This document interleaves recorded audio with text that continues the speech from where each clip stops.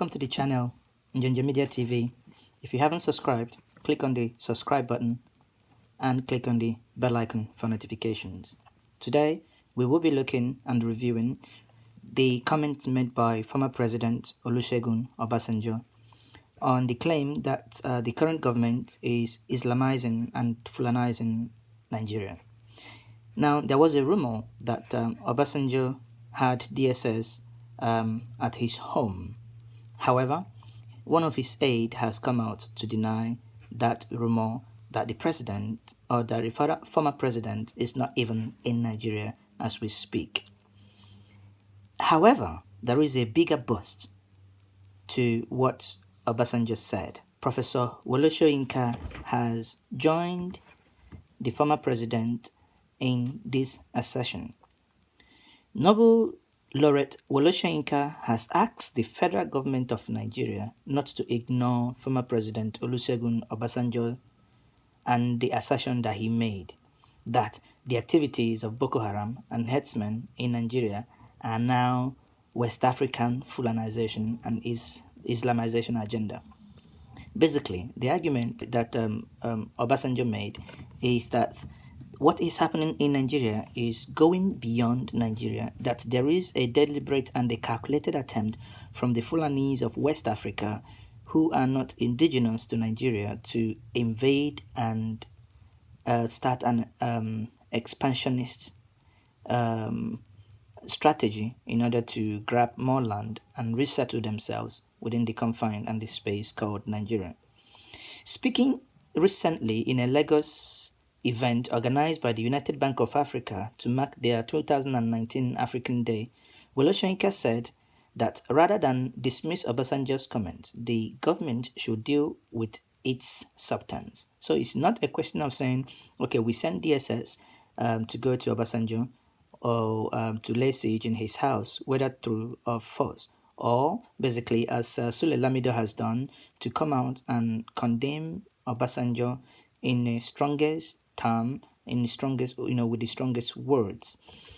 What Wole Soyinka is saying is that rather than attack Obasanjo, they should look at the content of what he said. And what are the content? The question that is begging for answer is there any West African Fulanization and Islamization agenda that is taking place? Wole Soyinka went further to say, everybody know me and Obasanjo, and I think we should be careful not to be too dismissive or abrasive. The language must be put aside and let us deal with the substance. Let us analyze carefully what the former president has said. I was listening to the Minister of Information. They are leaving aside the substance and dealing with the person, Obasanjo. Obasanjo also called for a meeting to deal with the social malice of suicide, kidnapping, noting that he had better sit down and tackle this issue. In conclusion, Wole Soyinka said that leaders get too distracted about their mischievous, marvelous concept of unity and ignore the issue that threatens our existence. This country is undergoing a heinous descent into the abysmal and anarchy. He, however, noted that the issue of Boko Haram had been debated in relation to West Africa well-being in the House of Commons in London. He urged the government to prioritize the material conditions of its citizens, saying, we are being recolonized by number of forces. And what are these number of forces? Yes, we do have climate change, basically happening in northern Nigeria. And there is this concept that the banditry happening in the northwest and the northeast at the moment is as a result of this perceived Fulanization and Islamization. The sad thing is that, and that's why everybody is worried, is that the federal government appears not to give it the necessary oxygen and pay the necessary attention that is needed.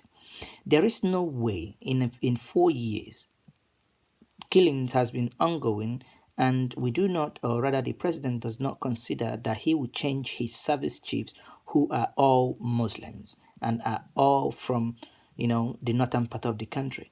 There is no mix because maybe he doesn't consider others as being qualified to hold sensitive security positions. Only the Northerners are good in doing that.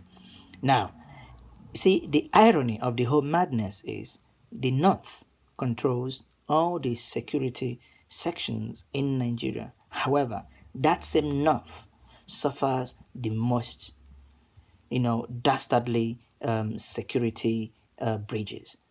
They have, the things happening in the North is unbelievable, even when they control the security apparatus of the nation called Nigeria. So, to resolve the issue, I think it's time for the president to rejig. I know he's going to be getting the new he's going to be taking out of office next week, but we think it is time for him to rejig in order to um, give the necessary oxygen and energy to the incoming government. He has to do that if Nigeria must survive. If he doesn't do that, he will be rest assured that Nigeria, as a nation, the way it is today, will in the nearest future cease to exist. A world is enough for the wise. Subscribe to the Njenje Media channel. We will be bringing you more updates as they come.